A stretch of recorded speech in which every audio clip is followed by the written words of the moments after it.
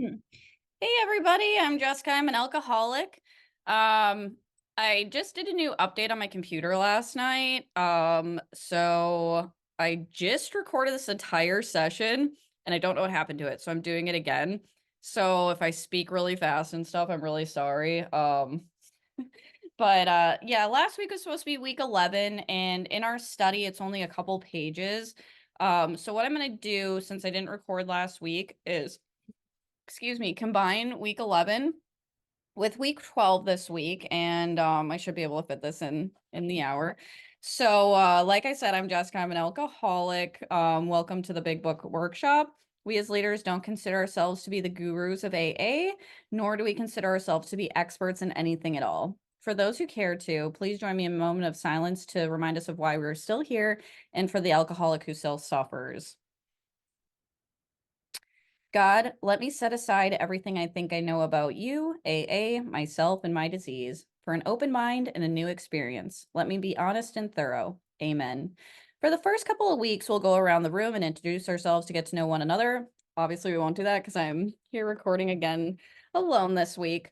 The purpose of this workshop is to experience the recovery process as outlined in the Big Book of AA, either for the first time or again, so that we can better carry out and understand our primary purpose, which is to stay sober and carry the message to the still sick and suffering alcoholic.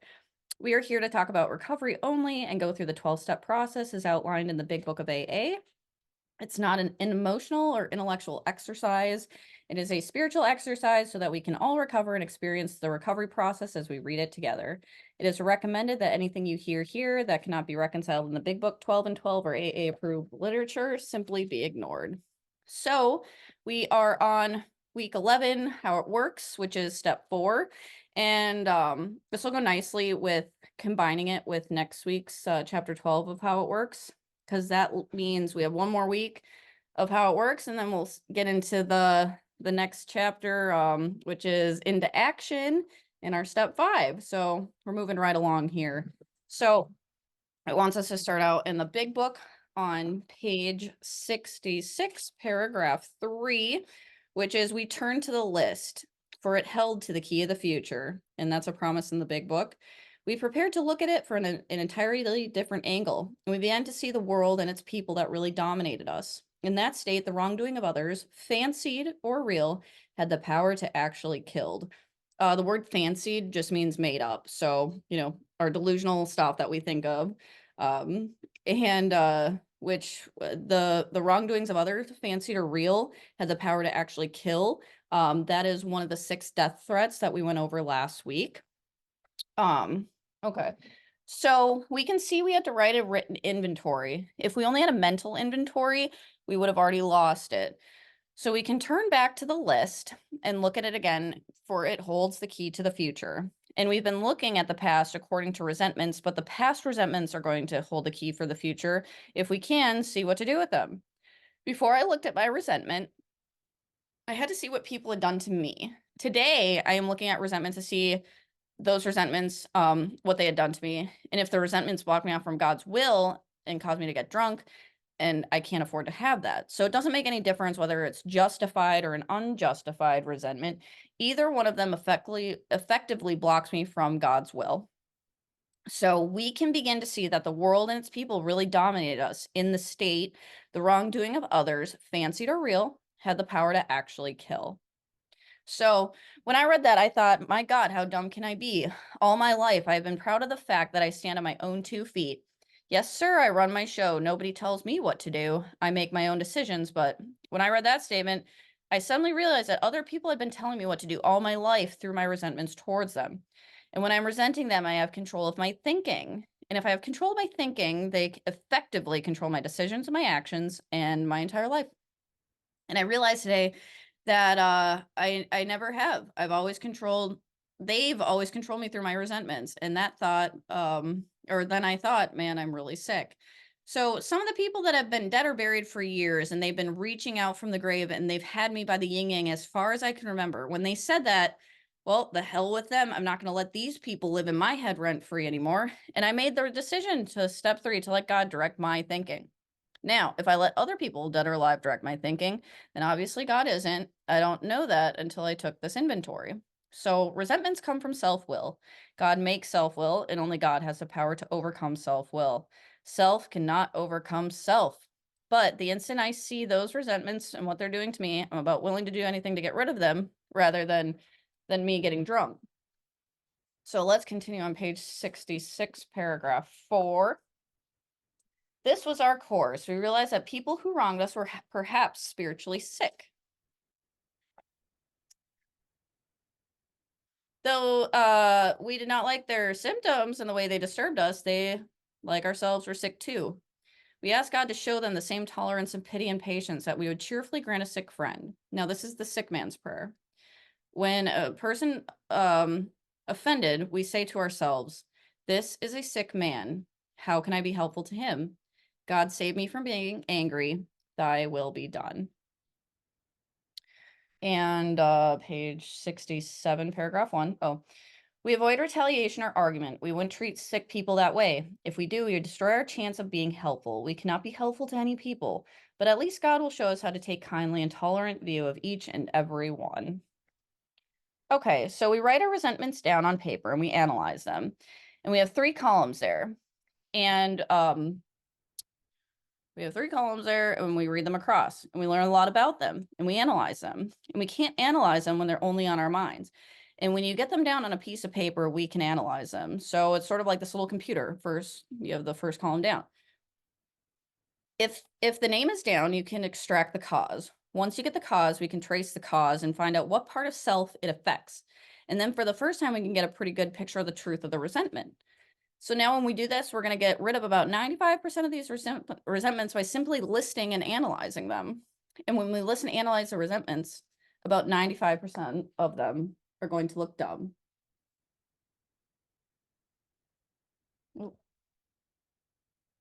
Oh, my dog. They appear stupid on paper, so we get rid of them. But some, however, we'll hold on to, especially those deep-seated resentments. Bill suggests that we use prayer on those. And there's no way that you can enter into a relationship with God and communion with God in prayer about the well-being of another individual at the same time continue to resent them. One will remove the other. I'm going to share on that a little bit. I only have about 15 months sober, and as you work through the steps, we learn things as we go. So the things that I knew at the time of writing down my 4th step are things that I didn't know now. So when I thought I was going to write down all these resentments, which, as we remember from previous chapters, sentiment means feel, resentment means to refeel. I thought that I just wasn't going to feel them again. Yeah. So I thought I would put all these resentments of all these like people I was close to, family, friends, whatever. I put them on. I'd see what they did to me. I'd list what I did to them, pray about it, make amends later on, whatever, and that would be done with it. But then I actually found out a lovely thing. It's called step 10. And it's that we continue to take personal inventory, and when we were wrong, promptly admitted it. And this is where we can look over those feelings, resentments that do tend to come back. And it's just a learning curve for me because in sobriety, it's just, for the newcomer, it is confusing and it can feel scary, but it's really not. And we'll talk about fears later, but I just wasn't prepared, I guess, to have to be in and out of resentment sometimes. And I don't know if I'm right or wrong. That's neither here nor there. All I can do is give my experience, strength, and hope it helps the next newcomer and relate with their feelings. And for example, like I have this person in my life that I had already done a 4th step. So this was a new resentment in my life that I found on a daily meditation of my 10th step and reviewing my day. And it's a new one that creeped up, right? And it's just this person that I would see everywhere. And a lot of it was fear-based, I found. This person wanted the same thing that I wanted. And I resented that person for that. And I was always told for a resentment, that anything that just you can't get rid, it needs to be through prayer. So we need to pray for these people, that they're sick people, like we just read the sick man's prayer. Dear God, this is a sick person. Let me be of service to them. I could not do that at that time. I could not. I could have probably faked it, but I could not even get to the point to faking it. How I was praying for this person was like, dear God, I want this person to get hit by a bus this morning.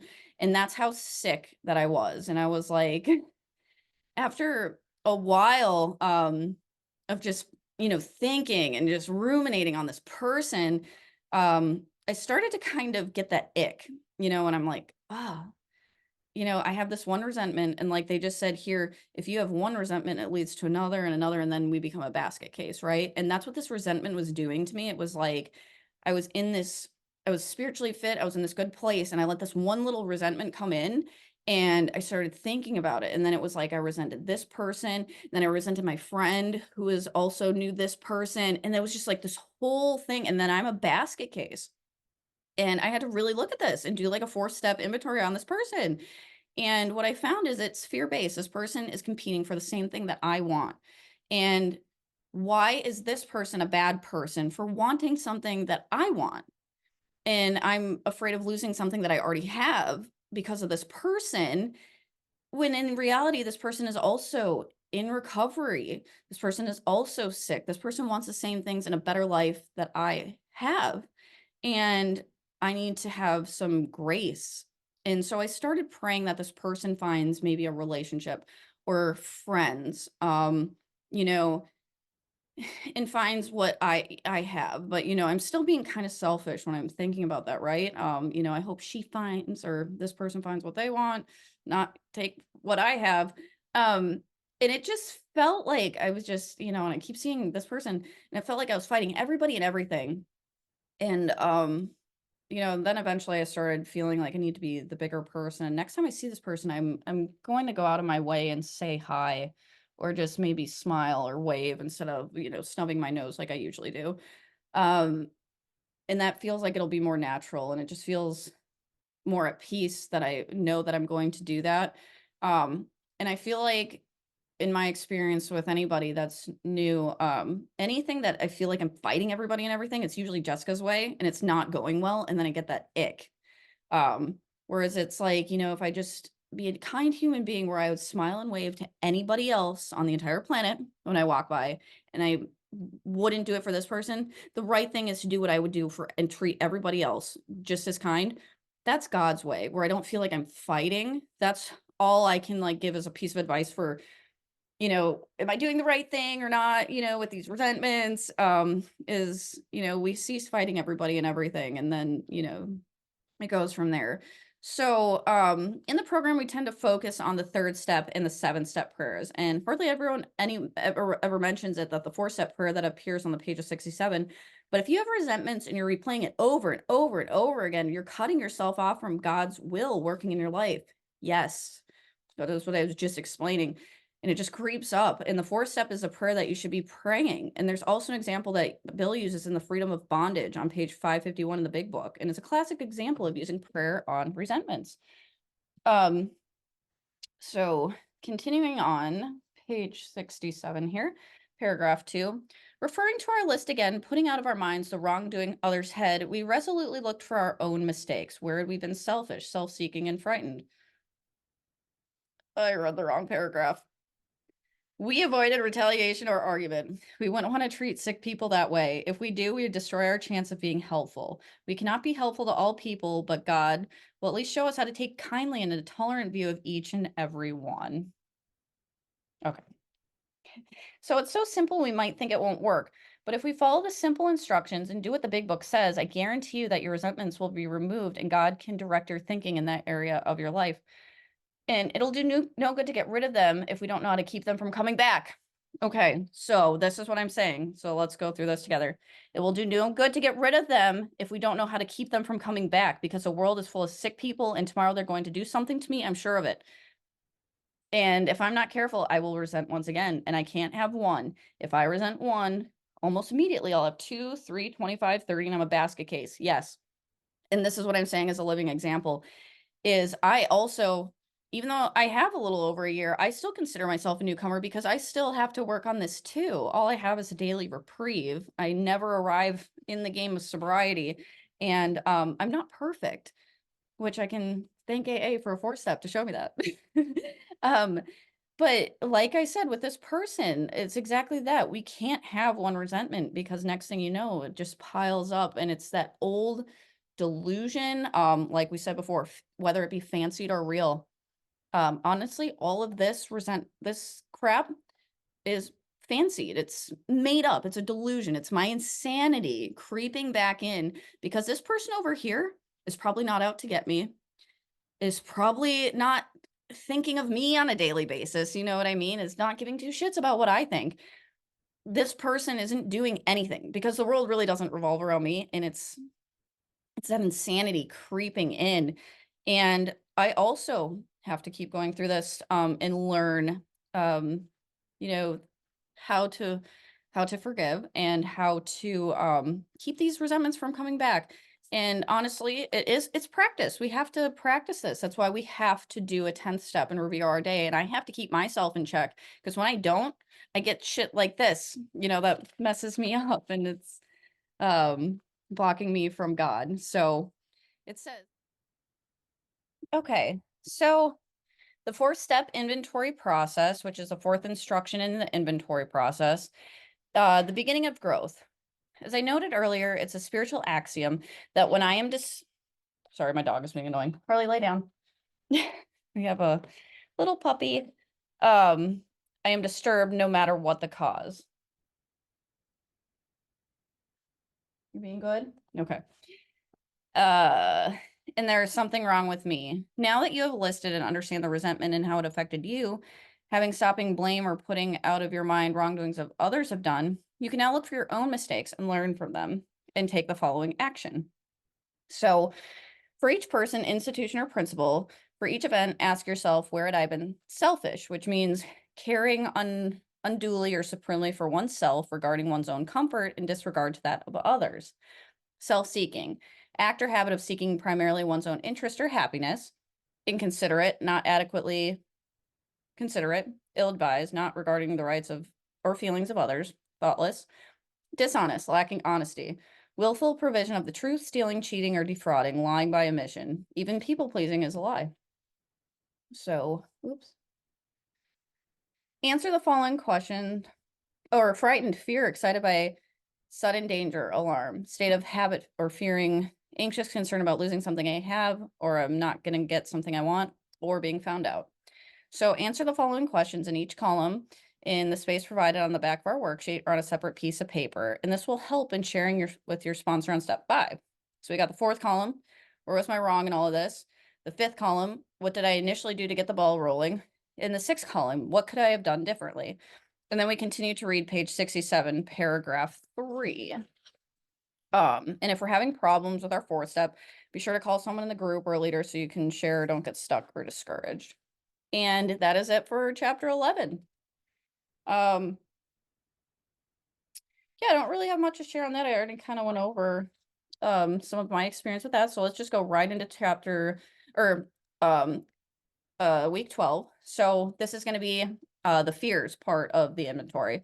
So the first symptoms of spiritual illness are resentments.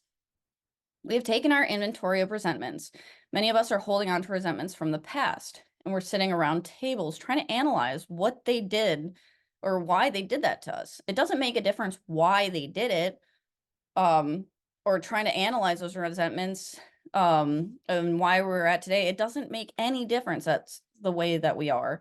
We don't get to get rid of the resentment, freeing our mind of it, releasing our mind, and letting God to begin to direct our thinking. Our steps are used to not discuss all these problems, but to solve the problems. I'm going to take this blanket away from my dog because she's been eating it all morning. Actually, maybe she might be good. Keep my eye on her. So our steps, they're not to be used to discuss the problems, but to solve the problems. I love that. You and I can get rid of our resentments if we want to. And we can see the 4th column that we need to change in ourselves, our personality. AA, attitude adjustment. And then with God's help, we can change those things. And if we become less selfish, we're not going to hurt as many people. And if we're honest, we're not going to be in hot water all the time. And if I get a little more courage instead of fear, maybe I can quit doing some of those things that I did. If I can consider other people, then surely my relationship with them is going to be better. I'm going to have less conflict. I'm going to have more peace of mind, serenity, and happiness, and I'm less likely to take a drink. In the fourth column, I have the exact nature of all the wrong that I'll be discussing with someone in step 5. I have the defects of character that I'm going to become willing to get rid of in step 6. And I have those shortcomings that I'm going to ask God to take away in step 7. It doesn't matter if they call them a wrong, a mistake, a defect, a shortcoming. They're all things that cause my problems. You know, Bill just likes to use all these different languages to relate to everybody. The second common manifestation of self is fear. Self-willed, self-centered people they don't know how to depend on God and can't depend on other people. And it's a miserable place to be. If we are practicing alcoholics, we can't depend on ourselves either, and we are riddled with fear. So let's continue on page 67 in paragraph 3. Notice the word fear. It's bracketed along the difficulties with Mr. Brown, Mrs. Jones, the employer, and the wife. The short word somehow touches about every aspect of our lives. It was an evil and corroding thread. The fabric of our existence was shot through with it. It set in motion trains of circumstances which brought us misfortune, which we felt we didn't deserve. But did we not ourselves set the ball rolling? Sometimes we think fear ought to be classified with stealing, and it may cause more trouble. I'm going to take this blanket away from my dog. No. Give me that. Okay. Whew. Lots of distractions today on a Monday. Ugh. Okay. So, did I read? Okay, so I read the third paragraph. And then it wants us to read page 68, paragraph 1. So we reviewed our fears thoroughly. We put them on paper. And even though we didn't have a resentment and connection with them, we asked ourselves why we had them. Wasn't it because self-reliance failed us? Self-reliance was good as far as it went, but it didn't go far. Some of us once had great self-confidence, and it didn't fully solve the fear problem or the other. When it did, it made us cocky, which was worse. But that is very true. And so we're going to start looking at the second common manifestation. Oops, hold on a second. The second common manifestation of self, the second symptom of spiritual illness, the second thing that blocks us from God's will. I think when we're going to find that we look at fears, some of the things that we found with resentments, we're going to see how much fear really does dominate our thinking. And by dominating our thinking, it controls our actions and it controls our lives, just like resentments did. And we're going to find a lot of our fears originate from something ourselves that we had done in the past based on our selfish, self-centered seeking character. If fear dominates our thinking, then obviously God cannot. And I always love to say this is anything that I obsess over becomes my higher power. So before I got into these rooms, all I did was wake up and think about alcohol. And alcohol dominated my life, and alcohol blocked me from God. And it's the same thing now, even sober. If I'm waking up thinking of resentments or fears or all these things, or even throughout the day, those are the things that if they're dominating our thinking, they block us from God. So fear will be just like the resentments. If we don't get rid of the fears, and we won't get rid of all of them because fear also serves a purpose in life. You know, it is a primal thing. We wouldn't survive if we didn't have fear. Yeah, it goes along to say this. If we didn't have fears, we probably wouldn't exist at all. And we wouldn't be able to walk across a crowded street without getting run over. If we didn't fear what others thought, we probably couldn't hold a meeting. If we started telling each other the truth and what we really think, the meeting might break up in a hurry under those conditions. Fear brings but it brings up a caution, and it is useful. But when fear dominates us and causes us to do things that end up bothering other people, or causes us to rationalize our thinking, making excuses of why we shouldn't do things, then fear is really dominating our life. So if fear dominates our thinking, then obviously God cannot. So now we're going to further describe and discuss the inventory process of our fears. And this is instruction 5 of the 4-step inventory process, the analysis of fear. And fear, it touches every aspect of our lives. So the Webster Dictionary, excuse me, my mouth is dry. If you haven't had one of these Ghost sour pink lemonade, 2 carb or 2 grams of carb energy drinks, you're missing out. These are fabulous. I love a bougie lemonade. But yes, the Webster's Dictionary defines fear as a feeling of alarm or disquiet caused by the expectation of danger, pain, disaster, or the like, or being found out, or being known for what you know or think you are. So it's sad. So it's said that the driving force in life of most alcoholics is self-centered fear that we will lose something we have and not getting something we need or want. Very true. I can say that going into this fear with that same example I gave in the previous with this person that I had this resentment for, that when I dug a little deeper, that this person was competing for something, but they wanted what I wanted also, and that I already had. So my fear was that this person was going to somehow be able to take away the thing that I possessed, that I already had. And I was in fear of losing something I already had, which we're going to go over basic instincts here in a second, but this thing that I'm afraid of losing is, my livelihood and a lot of my well-being.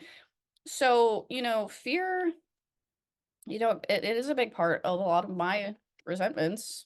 Um, so where did I leave off here? So what we're going to do is you're going to use the same instruction, and we've made up a worksheet. The big book doesn't actually have a worksheet for fear, but it's literally the same for the resentments and the same procedure. So they do have an example in this study book. So the first column, it's what am I fearful of? Just how we did resentments. The first column, who are we resentful toward? It's going to be what am I fearful of? So we list the fears, and we fill it out the same way as the resentments from top to bottom. We list the fears, and we'll be amazed at a lot of the fears we do have. And a lot of men like to be tough and macho and say, well, we don't have much fear, but we're not talking about as much as like physical fear, but like fears of the mind. So I said I didn't have as much fear, and I'll like put them down like I'm supposed to, but I'll list my fears, and I was surprised to see that I was feeling worksheet after worksheet. So, I mean, fears can be anything. I had fears, like I've listed before, that a fear of not getting into a certain school, not having good grades to get into this school. There was like other kind of unrational or irrational fears of like, losing a limb or an eye. And then there's fears of, a family member may get sick and their health and well-being. Fears are, it can be a wide range. There's no right or wrong for the fears. And then, so we're going to do the same thing. What is the fear? Column 2. Why do we have the fear? Just like the resentments. Who are we resentful? Why were we resentful? Same thing. We have the columns. We write a short description of each fear. Now, this is an attempt to psychoanalyze ourselves. Some fears we're supposed to have. So, like, you're supposed to be afraid of the dark. It's like we don't have built-in headlights, so we can't see at night. So this fear brings up caution. And but if it prevents you from going outside at night, that could be an unreasonable fear, and we might need to do something about it. Um, like you're supposed to be afraid of heights. We don't have wings. We can't fly. The fear brings caution. But if it keeps you from riding in an elevator or on an airplane, it's going to rule and dominate that part of your life entirely. So most fears that you find, you have to set in motion to produce that fear. And the fear is connected with many different things.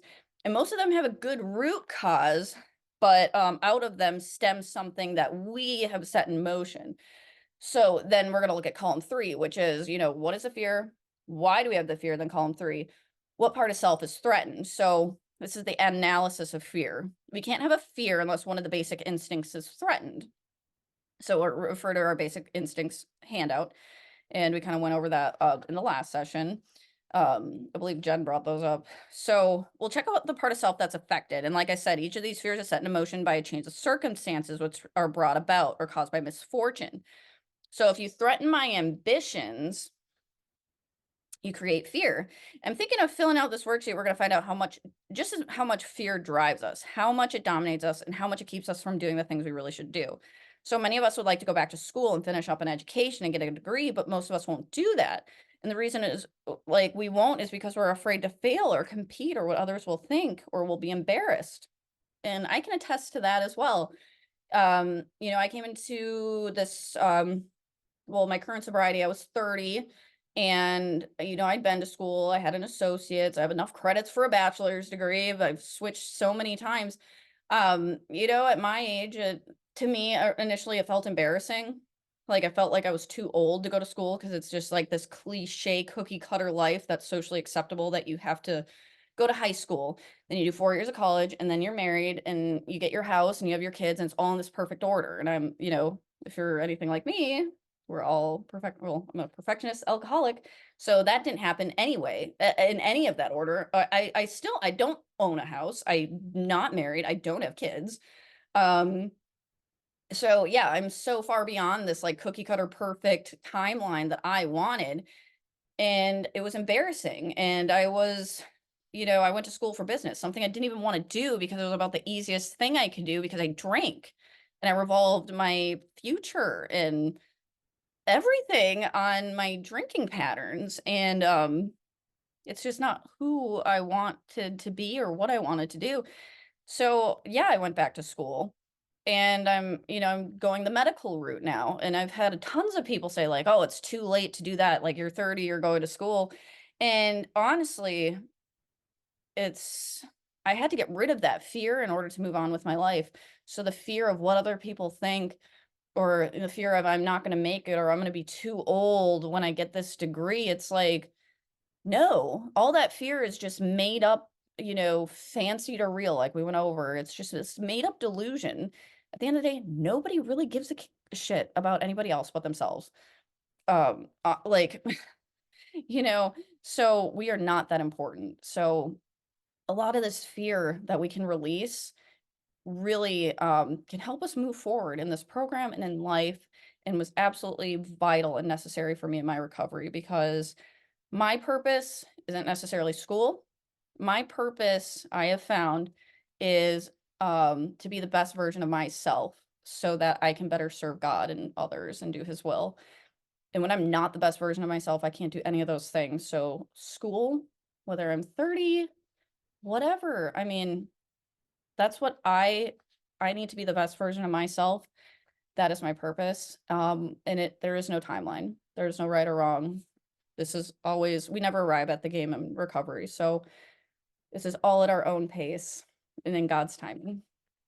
And column 4. So what's the exact nature of our wrongs, faults, mistakes, defects, and shortcomings?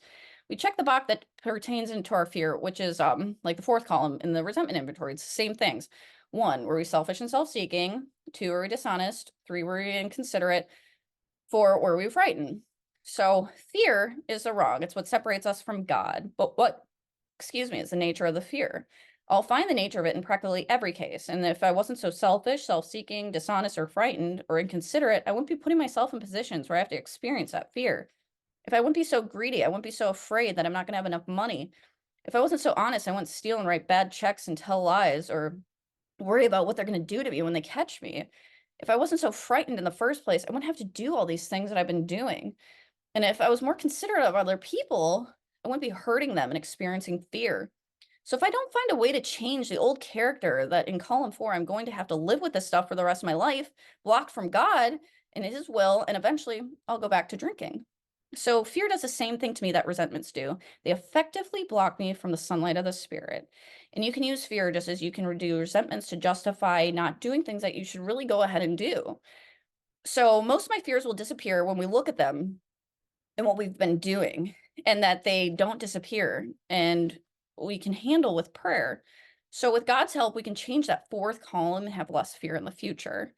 So it says study and prayer. When our fears have been listed and above questions answered, the books of AA gives us a solution to the fear in the 2nd and 3rd paragraphs on page 68. And we're giving a short prayer on how we ask him to remove our fears and direct our attention to what he would have us be. The solution in prayer should be directed towards each fear.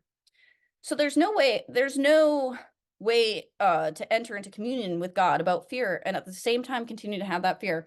Just as like there's no way to enter into communion with God about and have a resentment against a person like we went over previously. So we will have this, we will have to remove this fear, and we'll pray that this fear and ask God to remove at once, and then we commence to grow out of that fear. We ask him to remove our fears and direct our attention to what he would have us be instead. And God will remove that fear if we ask. This is one of the greatest promises in the big book. He says he will do so and at once commence us to outgrow our fears. That is a promise if we ask. Seek and ye shall find. Knock and the door will be open. Those who seek God will find God.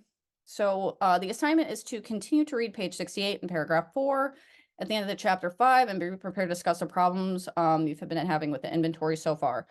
So it has basically it's saying to do your 4-step inventory or your fears column sheet before the next session. So it looks just like the resentments.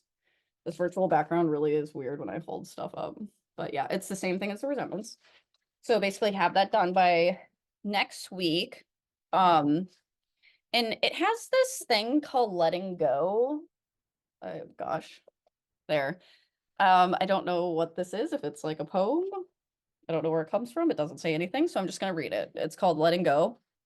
So to let go doesn't mean to stop caring. It means I can't do it for somebody else. To let go is to not cut myself off. It's the realization that I can't control a situation or other people.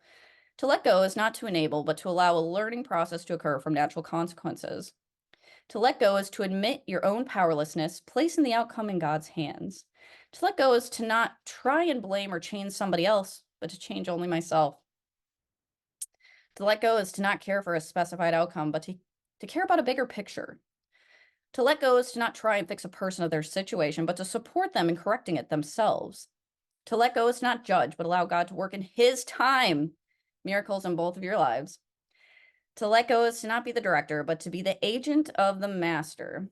To let go is to not be unprotective, but to allow another to grow in the facing of their own reality. To let go is to not deny help, but accepting giving help, yet being wise enough to see how help needs to be given. To let go is your healing process and what other person is having to go through, and you're having to bear witness to it.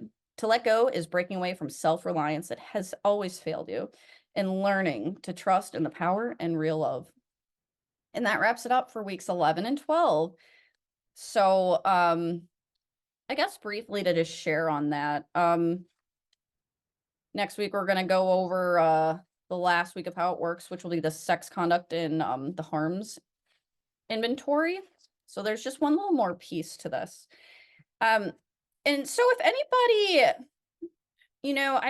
I only have my own personal experience and I can only share my strength and hope with a 4-step process. And I don't know how anyone else feels when they go through these.